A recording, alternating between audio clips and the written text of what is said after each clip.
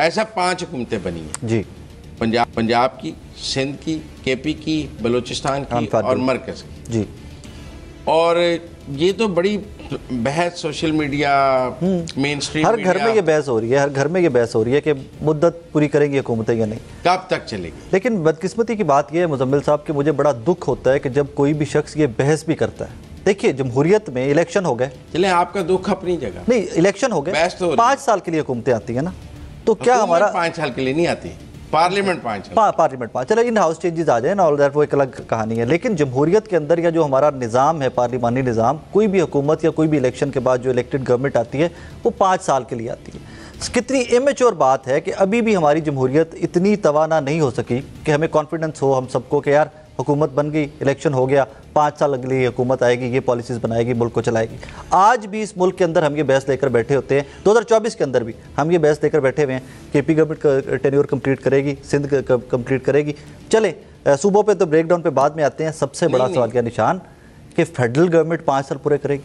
और यकीन माने कि जहाँ पर बैठ कर ये बहस होती है ना, तो वहाँ पर एक फार्मूला आजकल डिस्कस हो रहा है, और यार बड़े प्रॉब्लम आएंगे तो क्या वज़ीर आज़म चेंज हो जाएगा। अच्छा भाई, वज़ीर आज़म चेंज हो जाएगा तो अगला वज़ीर आज़म कौन होगा? वो बिलावल साहब को बना लेंगे यार। ये एक फार्मूला आम डिस्कस हो रहा है, हमारे सहाफ़ती सर्कल्स में हो रहा है, घरों की सियासत में हो रहा है, ड्राइंग रूम में बैठ कर ये डिस्कस हो रहा है कि अगर जी बहुत प्रेशर आता है, अगर बहुत नहीं परफॉर्म कर सकते अच्छा शहबाज शरीफ साहब, तो इन हाउस चेंज हो जाएगा। तो बाप सदर और बेटा वज़ीर आज़म, मतलब ये देखिए ना, आप ये फार्मूला पेश नहीं, मैं नहीं फार्मूला पेश कर रहा, ये बहस हो रही है, मैं बहस आपके सामने रख रहा हूँ। जिस तरह के चचा वज़ीर आज़म और भतीजी वज़ीर आला पंजाब, नहीं वो बात आपकी ठीक है जी, लेकिन इस सूरत में वो ये कह रहे हैं कि मुस्लिम लीग नून बिलावल को वोट डाल देगी क्योंकि उनको इसलिए निकाला जाएगा कि वो परफॉर्म नहीं कर रहे या बर्डन अकेले ना लेना चाहे वो। नहीं, मतलब आप एक को निकालेंगे कि तुम ठीक काम नहीं कर रहे और वो फिर अगले को वोट भी डाल देगा, वो अपोजिशन में ये बहस हो रही है। अच्छा, नहीं ये फार्मूला कुछ समझ में नहीं आया, मुझे समझ में नहीं आता, मुझे खुद समझ में नहीं आता, लेकिन ये आम ड्राइंग रूम की सियासत जो हमारे घरों में, वो ये कहते हैं कि मुस्लिम लीग नून से इक़्तिदार लेकर पीपल्स पार्टी को दे देंगे और पीपल्स पार्टी जो है वो फिर उस सूरत में सदर नवाज शरीफ को आना पड़ेगा ना, फिर सारा चेंज होगा आना पड़ेगा और सदर का नया इलेक्शन होगा और वो कहेंगे। लेकिन ये देखिए ना कि इसमें एक टेक्निकल बात जरूर है जो मुझे समझ आती है कि PMLN अकेली हिट ले रही है इस टाइम के ऊपर, हर चीज के ऊपर हिट PMLN ले रही है। पीपल्स पार्टी चुप करके बैठी। आप ये बताएं जी, पंजाब से शुरू करते हैं जी, आपको पंजाब की हुकूमत टूटने का कोई सिनेरियो समझ आता है? मुझे नहीं समझ आता। स्ट्रॉन्ग, ताकतवर, तगड़ी हुकूमत, अगर मुस्लिम लीग, काफ, IPP, पीपल्स पार्टी सब भी नाराज हो जाए, कुछ नहीं होता, फिर भी कुछ नहीं होता। मुस्लिम लीग नून की अकेली अक्सरियत है, नंबर फिर भी पूरा उनके पास, नंबर पूरा है।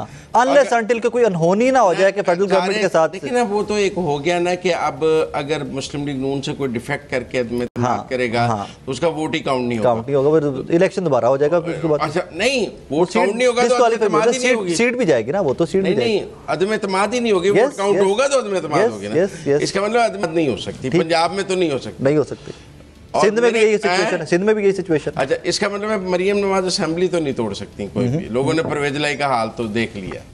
असेंबली इस एक सिनेरियो में तोड़ सकती है कि अगर वो तय कर लें कि जनाब मईशत हमसे कंट्रोल नहीं हो रही, मुआशी हालात अबतर से अबतर होते जा रहे हैं, हमें इलेक्शन की तरफ जाना चाहिए कि क्यों हम अकेले हिट, वो अकेले कैसे तोड़ देंगे ना, उसका भी देखते हैं। अच्छा जी, आपको पंजाब, सिंध, मुराद अली सेफ है नंबर। मरकज में तूफान भी आ जाए सिंध को तो कोई फर्क नहीं पड़ता, जैसे मरकज में तूफान आ जाए पंजाब को कोई जब भी टूटेगी, जब भी अगर इन केस अगर हम जो सिनेरियो डिस्कस कर रहे हैं, इन केस अगर उस तरफ जाते भी ना, सारे मुशावरत से जाएंगे ना, सारी पार्टियां बैठ के। इसका मतलब अगर मरकज में पीपल्स पार्टी इक़्तिदार से निकल जाए, इक़्तिदार में रहे, सिंध इज सेफ।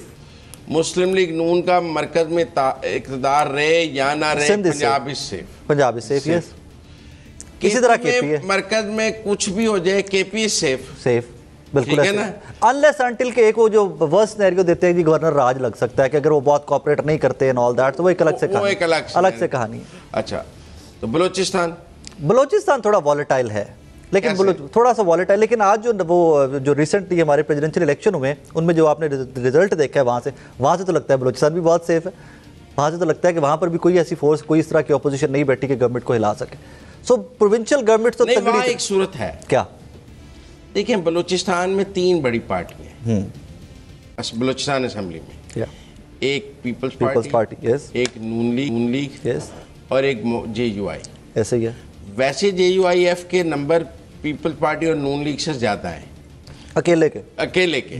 लेकिन चूंकि पीपल्स पार्टी और नून लीग ने मिलकर हुकूमत बनाई है तो इसलिए वो अपोजिशन में। अच्छा, एट सम पॉइंट ये हो सकता है कि मौलाना को अकोमोडेट करने के लिए, कुछ करने के लिए कहें यार चलो बलूचिस्तान क्या वज़ारत आला तोहफे में दे दें? हाँ, मतलब हो सकता है ये आपको लगता है? मुझे सियासत में तोहफे नहीं होते। ओके, ना सदका खैरात होती है। ठीक है।